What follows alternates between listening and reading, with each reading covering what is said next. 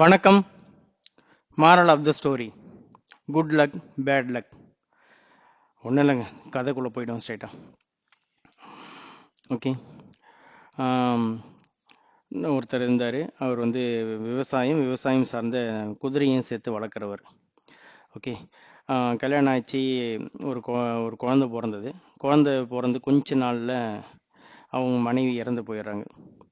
உடனே அக்கம் பக்கத்துக்காரங்க வந்து, உனக்கு சரியான பேட் லக்கு, அதுவும் இந்த பையன் பிறந்த உடனே அவங்க அம்மா உன் மனைவி இறந்துட்டாங்க, அவங்க அம்மாவை முழுங்கிட்டான், அவன் சரியான பேட் லக்கு அப்படின்னு சொல்லிட்டு போனாங்க.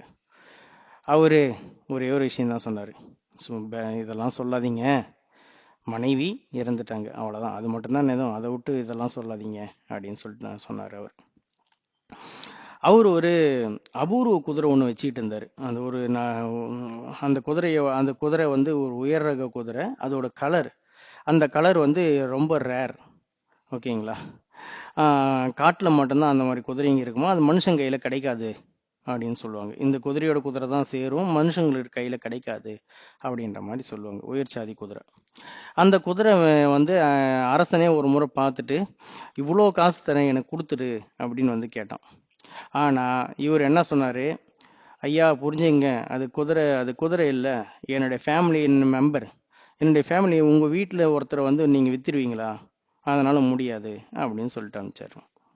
வழங்கும் போல் அக்கம் பக்கத்தில் இருக்கவங்க நேராக வந்து, உனக்கு என்ன பைத்தியமா, அரசர் எவ்வளோ பெரிய வெகுமதி தரேன்னு சொல்கிறாரு, அது இந்த குதிரை இது மாதிரி ஒரு குதிரை பண்ணையே நீ நடத்த முடியும், நீ ஒரு லைஃப் செட்டில்மெண்ட் ஆச்சு, அவர் லைஃப் டைம் பேமெண்ட் தரேன்னு சொன்னாரே, உனக்கு என்ன பைத்தியமா அப்படின்னு கேட்டாங்க. அவர் எதுவும் பேசிக்கல, அமைதியாக இருந்தார். சரின்ட்டு ஓகே. இப்போ என்ன ஆச்சு, திருதுப்புன்னு ஒரு நாள் இரவு அந்த குதிரை கட்டை கழட்டிக்கிட்டு போயிடுச்சு. ஓகே, எங்கேயோ ஓடிடுச்சு. ஓகே, வழக்கம் போல் அக்கம் பக்கத்துங்க வந்தாங்க.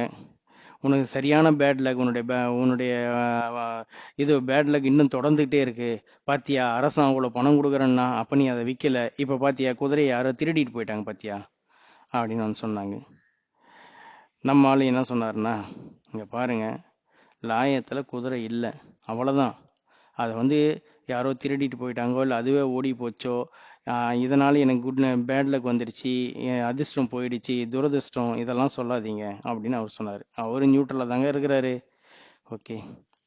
என்ன ஆச்சு, ஒரு குறிப்பிட்ட நாளில் அந்த குதிரை என்ன ஆச்சு, அதே ஜாதி எதை சொன்னீங்க, அதே உயர் ஜாதி குதிரையை ஒரு 10 குதிரையை கூட்டிட்டு வந்துடுச்சு. ஓகே, அது அந்த காலத்தில் கேள்விப்பட்டிருப்பீங்க, இதெல்லாம் நடக்கும். அது என்னன்னா, அது கற்பனையாக சொல்லுவாங்க, இந்த குதிரை போயிட்டு, நான் இங்கே ஏன் இவ்வளோ கஷ்டப்படுறீங்க, வாங்க அங்கே ஒருத்தர் நல்லா பராமரிக்கிறேன்னு சொல்லி கூப்பிட்டு வந்துடுமா. ஓகே, இதை நம்புறவங்களுக்கு நிஜங்க. ஓகே, கிண்டல் பண்ணாதீங்க. அது மாதிரின்னு வச்சிங்களேன், அவ்வளோதான், உடனே ஊருக்காரங்க வந்துட்டாங்க. ஆஹா, அதிர்ஷ்டம்னா அதிர்ஷ்டம், பேர் அதிர்ஷ்டம், ராஜா ஒரு குதிரைக்கே இவ்வளோ ரேட்டு கொடுக்குறேன்னாரு, 10 குதிரை கூட்டின்னு வந்துருச்சு அப்படின்றாங்க. இப்போவும் அவர் சொன்னார், இங்கே பாருங்க, போன குதிரை அவங்க தோழர்களோட வந்துடுச்சு, இதெல்லாம் அதிர்ஷ்டம், இதுக்கு அதிர்ஷ்டம் என்ன சம்மந்தம் அப்படின்னு சொல்லிட்டு, ஓகே, இவருடைய குதிரை இவர் வச்சுக்கிட்டாரு. இவர் வந்த குதிரைங்களை நல்லா பராமரிக்கிறவங்களும் வித்துட்டாரு. அதனால நல்ல பணமும் சேர்ந்துருச்சு. ஓகே, அவங்க கொஞ்சம் வசதி வாய்ப்போடு ஆயிட்டாங்க வச்சுங்களேன். இப்போ அடுத்தது, இப்போ அந்த பையன் கொஞ்சம் வளர ஆரம்பிச்சால, 10 பருவம் வந்துட்டான். 10 பருவம் அந்த பையன் வந்து குதிரை மேலே சவாரி போயிட்டு இருந்தான். அப்படி சவாரி போயிட்டு இருக்கும்போது ஒரு முறை தவறி விழுந்து காலை உடைச்சிக்கிட்டான். காலை உடைச்சி முடமாயிட்டான். அப்போ அந்த காலத்து ட்ரீட்மெண்ட் கம்மி இல்லைங்க. வந்துட்டாங்க மறுபடியும். ஆஹா, உனக்கு தான் அதிர்ஷ்டம் வந்துடுச்சுன்னு நினச்சேன், மறுபடியும் உன்னுடைய துரதிர்ஷ்டம் உன்னை விட்டு போவே இல்லை போல இருக்கு, பாத்தியா, ஏற்கனவே பொண்டாட்டி சேர்த்துட்டா, இப்போ பையன் முடமாயிட்டானே அப்படின்னு. இவர் போதும், இவர் எதுவும் சொல்லல, அமைதியாக இருந்தார். அடுத்த நாள் பையன் முடமாயிட்டான். அடுத்த நாள் அந்த நாட்டுக்கு, பக்கத்து நாட்டுக்கு போர் வருது. என்ன பண்ணுறாங்க, அரசர் அறிவிக்கிறாரு, வீட்டுக்கு ஒருத்தர் வந்தே ஆகணும், வயதானவர், நோயாளி, உடல் ஊனமுற்றவர், இவர்களை தவிர எல்லாரும் வந்து போர் புரிஞ்சே ஆகணும், நாட்டை காப்பாற்றி ஆகணும் அப்படின்னு முரசடிக்கிறாங்க. அவங்க லிஸ்ட் வச்சிருக்காங்க, லிஸ்ட் வச்சு வீட்டுக்கு ஒருத்தர் இழுத்துட்டு போகிறாங்க. மறுபடியும் அக்கம் பக்கத்தினர் வந்து கதறிக்கினே வந்து சொல்கிறாங்க, ஐயோ, உனக்கு புள்ளை கால் உடஞ்சிது, அதனால் அவன் போருக்கு போக வேணாம், உனக்கு கடைசி வரையும் புள்ளன்னு ஒருத்தன் உன் கண்ணெதிருக்கு இருக்க போகிறான், என் புள்ளி இழுத்துன்னுலாம் போயிட்டாங்க, அவன் திரும்பி வருவானா இல்லையானே தெரியலையே, எனக்கு உண்மையிலேயே உனக்கு குட் லக் தான் அப்படின்னு சொன்னாங்க. கதை முடிஞ்சதுங்க.